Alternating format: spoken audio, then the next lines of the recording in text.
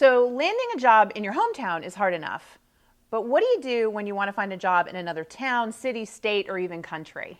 Remote job search can be super challenging, and that's why I want to share with you today some secrets, some strategies you can use to find that job. My name's JT O'Donnell, and this is Work It Daily, the YouTube channel that helps you turn your frustration into career success. And I want to share with you what to do when you live one place and want to find a job in another.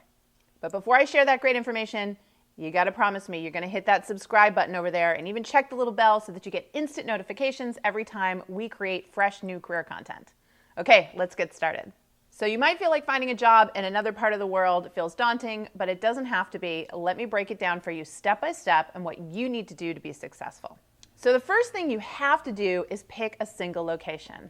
I've worked with lots of people who are looking for a job remotely, and I often see them say, oh, JT, I'll work in this country or this state or this city. I've got multiple locations. The problem with that is that it fragments your job search. You need to have laser-like focus, and that's going to be a common theme that I'm going to share here today. And so it starts by choosing one location. It's important that you dedicate your time, energy, and resources to that location so that you can be more effective. Now, the next thing I'm going to have you do is set a move-by date. And this is a date that's, out 3, 6 months, a year, whenever, where you say you absolutely intend to be there. Now, why do you want to do this? Well, similar to choosing one specific location, you need to have some specificity around this. So when you're conveying it to other people, you sound really definitive. I am moving to such and such a place by this date. Why do you want to do that? Well, if you say, I'm thinking moving here or here, and I'm not really sure when I'm going to move, individuals aren't going to help you. You sound wishy-washy, you don't sound dedicated, you don't sound clear. Who wants to help somebody who doesn't have real clarity behind what their next career move is? Nobody. And so you have to set these expectations and really sound positive and determined to do this in order to get people to back you up. Now, the next thing you need to do is create what I call the interview bucket list. And if you don't know what that is, I'm going to suggest you check out the video I've got up here as part of a New Year's resolution series where I specifically explain what it is. But essentially, what I need you to do is create a list of 10 companies in the location where you want to move to that you are impressed by. And there's some qualifications, again, this video will explain it to you, that helps you determine what those 10 companies are. But the reason we do this is it's going to give you some focus in terms of who you need to network with, reach out to, and start to connect with in order to find those job opportunities. Now, once you've got that list, I want you to connect with 5 people at each of these organizations. And you can do this online through social media tools like LinkedIn. The goal here is to start a relationship, start a connection, a conversation with these individuals.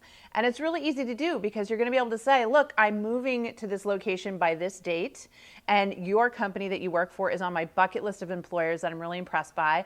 I was just hoping to learn more about what you do there, why you like it, how you got your job there, in the event I can earn a job there down the line when I relocate. You're not asking them for a job, you're asking them for information. Now, in addition to contacting and connecting with individuals at these organizations, I also want you to branch out.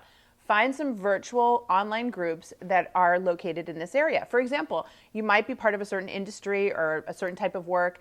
There's usually local chapters of those, and they oftentimes have an online presence. These are organizations that you want to connect with so that you can find even more people that you can reach out to. So the next step is to take all those connections that you're building and turning them into meetings. You want to be able to reach out to these individuals and set up informational interviews where you're going to learn more about them, their work, how they got into it, how they landed the job at their company, what they like about the location. These informational interviews are really vital. And if you don't know what they are or you need more help with them, definitely check out the video that I've got listed here. It's going to give you the tips that you need to do before you prepare for an informational interview so that when you do spend time with these people, you really make the right impression. Now that leads to my next tip, which is plan a visit. What you should do is take some vacation time, a long weekend, whatever, and schedule a trip to where you want to work. That way you can reach out to these folks and say, I'm going to be in your area. Can I buy you coffee? Can I stop by the office and just introduce myself? Once again, by setting that up and saying, I will be there, you're making it really easy for them to say, sure, I'll meet with you. This is going to give you a chance to have that face-to-face connection. This is vitally important because these individuals, when they meet you, they see your personality, they see how committed you are to this relo, they're going to want to help you. And they might just introduce you to the hiring manager or HR or recruiting, and that's what you really need. So those face-to-face meetings are super important. Plus, they get you really excited about your move, and that's going to help you as well. Now, my next tip for you is a strategic one, and that is to save up. Historically, it can take about 6 months to find a new job. So if for some reason we're not able to connect you to a job before you move there, you're going to want to have some income saved up so that you can really devote time and energy to finding a new job without feeling desperate. So do whatever you can to save up at least 6 months' salary and living expenses so that you know that you're covered. Now, my last piece of advice is simply to go all in. Once you decide to relocate, you have to fully commit, mind, body, and soul.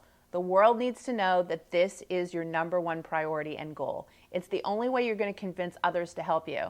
Also, I really believe on kind of bringing in that energy from the universe, and I think when you put yourself out there and you have such a clear intention, great things happen. So get committed. Stop waffling, make that decision, and then follow the steps that I've outlined today, and you're really going to increase the chances that you can land a great job before you even move there. Are you looking for more advice to help you stay motivated and really move forward in your career? Then why haven't you subscribed to our newsletter? Please make sure that you do so. That way we can pop the best, most cutting-edge advice in your inbox a couple times a week. I promise you won't regret it. Did you like today's video? If so, I want to hear from you. Make sure that you put some comments below. Questions, comments, feedback. We respond to each and every one. All right, I will see you in the next video. And until next time, please remember this: if you want to win, you've got to work it daily.